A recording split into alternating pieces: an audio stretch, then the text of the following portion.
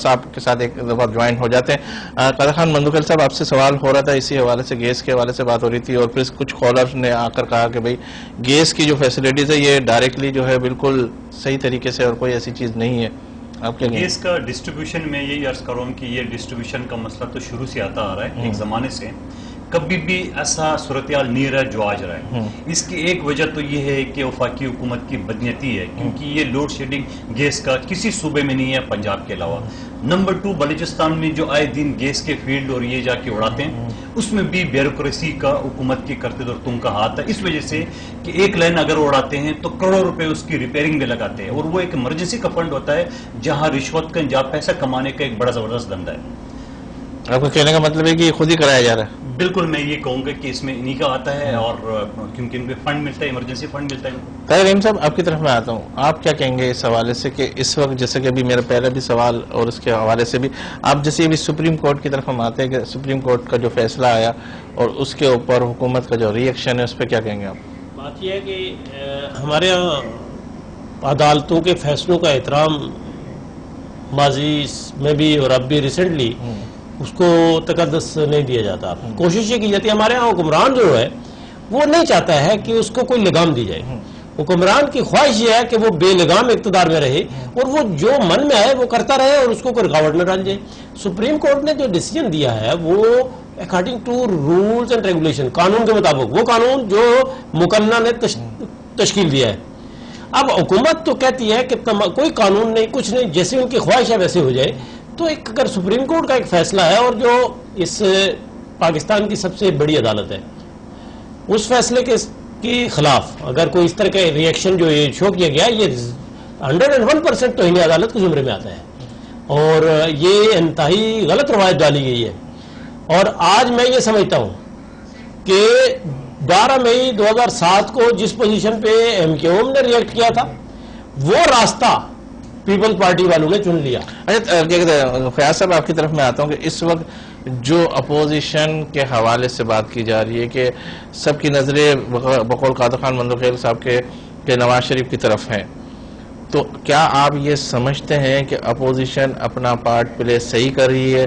یا پھر وہی کیا کہتے ہیں پریس کانفرنس کر کے پھر ایک دوسرے کو اکسانا، پھر ایک دوسرے کے ساتھ وہ جملہ بندی، اور یہ کیا ٹائم کو آگے بڑھایا جا رہا ہے یا کم کیا جا رہا ہے؟ میں آپ کو ایک بات بتاؤں، یہ تو میرے خیال میں ایک سیاسی ورکر یا سیاسی ورکر کی حیثیت سے قادر مندوخیل صاحب یا اس کی طرح جو اور دوست سے صحیح تجزیہ کر سکتے ہیں، لیکن میں اصلی بات کی طرف آتا ہوں۔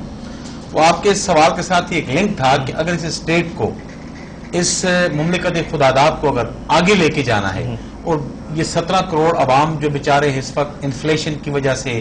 دیگر بنیادی مسائل کی وجہ سے پسے ہوئی ہیں، چیخ رہے ہیں، لوگ خودکشیاں کر رہے ہیں، لوگ اپنے جسم کے یہاں پہ کڈنیاں فروخت کر رہے ہیں، لوگوں کے بچے بھوکے پیسے مر رہے ہیں، ہمارے اندر بد اخلاقیاں پھیل رہی ہیں، تو 3 اہم چیزیں اس اسٹیٹ کو آگے لے جانے کی۔ نمبر 1، اس ملک کی خارجہ پالیسی، یعنی اگر جب تک اس ملک کی خارجہ پالیسی کو درست نہیں کیا جائے گا، وہ خواہ درست یہ پیپل پارٹی کی گورنمنٹ کرے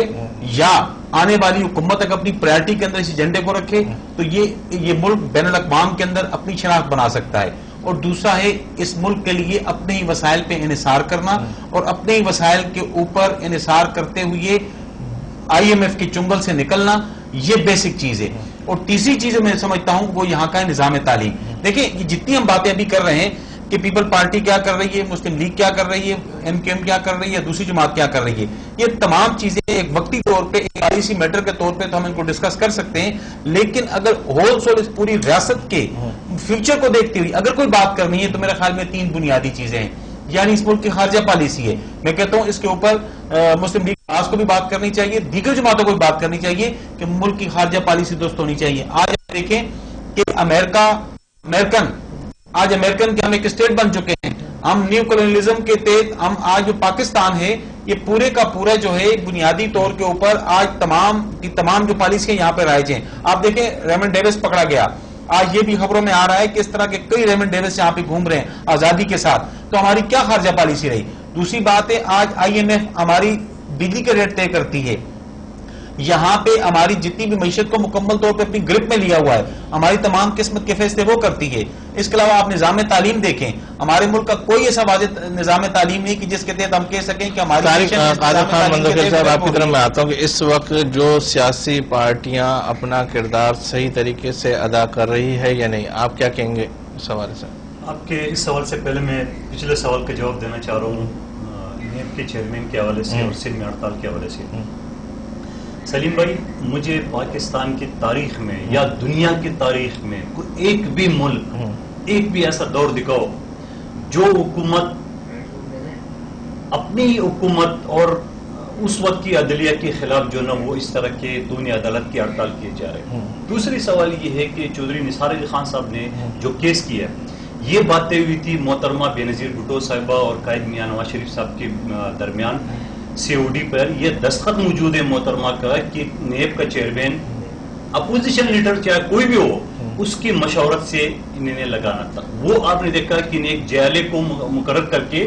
یہ پہلے سے لڑکانہ سے اسمبلی کا یہ الیکشن لڑ چکا ہے پیپلز پارٹی کی ٹکٹ پہ، اور اس کے بعد انہوں نے اس کو نیب کا چیئرمین بنایا۔ نیب کے چیئرمین کے بعد چودھری نثار علی خان صاحب نے کون سا غلط کام کیا ہے؟ انہوں نے آئین اور قانون کے مطابق سپریم کورٹ میں کیس داخل کیے، اس سپریم کورٹ نے آئین اور قانون کے مطابق وہ فیصلہ دیے۔ آج اس فیصلے کے خلاف جو سندھ اسمبلی میں جس طرح گالی گلوچ جس طرح حساب انہوں نے کیا ہے، یہ تو انشاءاللہ سپریم کورٹ اس کا حساب لے گا۔ لیکن ساتھ ساتھ میرا سوال ہے پاکستان بھر سے، پیپلز پارٹی سے، آخری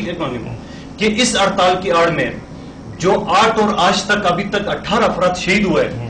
اور کئی لوگ زخمی ہوئے اور کئی املاک کو آگ لگا گئی، اس کا ذمہ دار کیا پیپلز پارٹی نہیں ہے تو اور کون ہے؟ میں کہتا ہوں پیپلز پارٹی کو، پاکستان کے عوام کو اور ان شہیدوں کی لواحقین کو یہ حساب دینا پڑے گا کہ آخر یہ اپنی توہین عدالت کی آڑ میں ان لوگوں کا، غریب لوگوں کو اور اس طرح غریب لوگوں کے املاک کو بلا اور سامنے گاڑیوں کو جلانے کا۔ یہ ساری باتیں وہ بھی کہہ رہی ہیں، پیپلز پارٹی بھی کہہ رہی ہے کہ نون لیگ کیا کہتے ہیں کاف لیگ کو اپنے ساتھ ملا کر ایک ایسی وہ حکمت عملی کر رہی ہے، اس طرح کی چیزیں ہو رہی ہے۔ یہ ساری چیزیں، جبکہ فیاض صاحب کہتے ہیں کہ شہباز شریف صاحب کبھی بھی کیا کہتے ہیں لانگ مارچ نہیں کریں گے، اس پہ کیا کہیں گے؟ دیکھو، لانگ مارچ پہلے بھی ہم نے کیا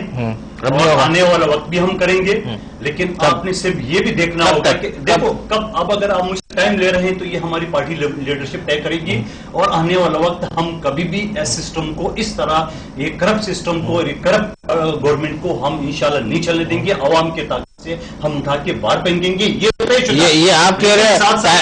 ساتھ یہ کہوں گا کہ یہی پیپلز پارٹی جو کل تک قاتل لیگ کے رہتے آج قاتل لیگ کے ساتھ مل، آپ بھی تو لوٹا گریسی والوں کے ساتھ، آپ بھی تو کاف لیگ کے ساتھ مل گئے، ہم کاف لیگ پنجاب کے اندر آپ نے بھی تو اس کو لیا ہے نا، نہ کوئی عہدہ کہ اگر کاف لیگ کا ایک جو لیڈرشپ ہوتا ہے جنہوں نے اس پورے سسٹم کو مشرف کے تابع کر کے ڈکٹیٹر کا ساتھ دیا، آپ لے کر یہ ثابت کرتے ہیں کہ ہم جو ہے کیا کہتے ہیں یہ ساری کی ساری چیزیں جمہوریت کے حوالے سے جو ہے۔ آپ مجھے یہ بتاؤ کہ یونیفیکیشن گروپ اگر آپ خود ہی والنٹرلی وہ اگر مسلم لیگ نون کی حکومت کو سپورٹ کر رہے ہیں تو اس میں ہر کیا کہیں گے آپ؟ بات یہ ہے کہ پاکستان میں ایک جملہ جو ہے تمام سیاستدان استعمال کرتے ہیں کہ سیاست میں نہ کوئی مستقل دوستی ہوتی ہے اور نہ مستقل دشمنی ہوتی ہے اور کوئی چیز حرف آخر نہیں ہوتی ہے۔ یہی وہ بیماری کی جڑ ہے جس کی وجہ سے مسائل پیدا ہوتے ہیں۔ سیاست میں اصول ایک ایسی چیز ہوتی ہے کہ اس پر کمپرومائز نہیں کیا جاتا۔ سیاست میں غیرت، قومی غیرت، وہ ایک ایسی چیز ہے کہ اس پر کمپرومائز نہیں کیا جاتا۔ آپ کی پارٹی کی اگر کوئی پرنسپلز ہے، کوئی مینیفیسٹو ہے، دوسری پارٹی کا اس سے متصادم مینیفیسٹو ہے، اور آپ کیسے چل سکتے ہیں دونوں ساتھ؟ یہ ریئلٹیز کے برعکس ہے۔ اور یہ جو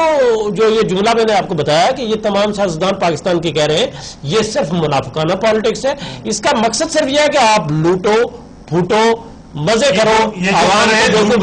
لوٹنے والے پوٹنے والے موجود ہیں، اور اسی باتیں یہ آخری بات کہوں گا کہ یہ جو 17 کروڑ عوام ہے وہ دیکھ رہی ہے، ان پارٹیوں کو دیکھ رہی ہے کہ ان پارٹیوں کے پاس ان کے لیے کون سا ایجنڈا ہے، اس کے لیے کیا کر رہے ہیں۔ لیکن انفارچونیٹلی ان پارٹیوں میں کوئی ایسی پارٹی نہیں ہو کہ جو غریب عوام کے لیے سوچتی ہو، غریب عوام کے لیے کام کرتی ہو، اور غریب عوام کے لیے کام کرنے کے لیے ضروری ہے کہ اسٹیٹ کی، جو میں نے پہلے بھی عرض کیا تھا، بنیادی پالیسیاں ہیں، خارجہ پالیسی ہے جس کے اثرات پڑتے ہیں، یا معاشی پالیسی ہے اور تعلیمی پالیسی ہے۔ بات یہ جو فیاض صاحب نے بات کی ہے، یہ پالیسیاں کوئی لوگوں کا جتھا جو اقتدار پہ قابض ہوگا وہ بنائے گا. میں فیاض صاحب یا قادر صاحب یا آپ نہیں بنا سکتے. اختیارات جن کے پاس ہے وہ بنائیں گے. اگر وہ نہیں کر رہے ہیں تو مورد الزام بھی وہی رہیں گے اور غلطی بھی انہیں کی ہوگی. لہٰذا میرا یہ استدعا ہے تمام پولیٹیکل پارٹیز سے، ہوش کے ناخن لیں، اپنے پارٹیز کے اندر ڈیموکریٹک ویز متعارف کریں.